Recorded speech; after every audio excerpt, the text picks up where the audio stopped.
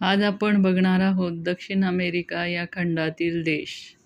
दक्षिण अमेरिका या खंडामध्ये एकूण 12 देश आहेत. चला तर मग आपण बघूया. हा आहे ब्राझील. दक्षिण अमेरिका खंडातील सर्वात मोठा देश हा लाल रंगामध्ये दाखवलेला ब्राझील.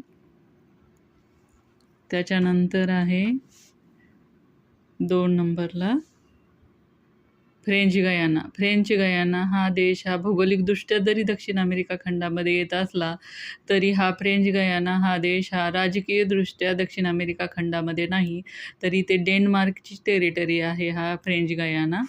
त्याच्यानंतर दक्षिण अमेरिका खंडामध्ये येत असणारा देश आहे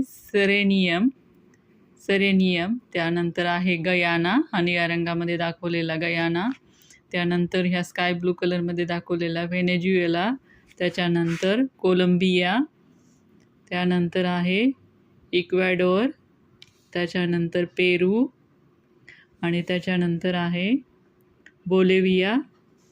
नंतर हा ग्रीन कलरमध्ये हिरव्या रंगामध्ये दाखवलेला चिलीसारखा आकार म्हणजे मिरचीसारख्या आकाराचा देश हा आहे चिली. त्याचं नाव पण चिलीच आहे. रेखावृत्तीय विस्तार, सर्वात जास्त रेखावृत्तीय विस्तार असलेला दक्षिण अमेरिका खंडातला देश चिली. त्याच्यानंतर आहे 2 नंबरचा सर्वात मोठा देश अर्जेंटिना. त्यानंतर हा आहे Argentina.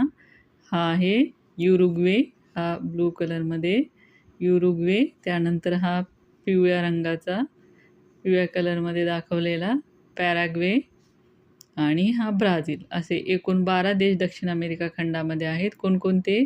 Brazil, Paraguay, Uruguay, Argentina, Chile, Bolivia, Peru, Ecuador, Colombia, Venezuela, Guyana आणि सरेनियम.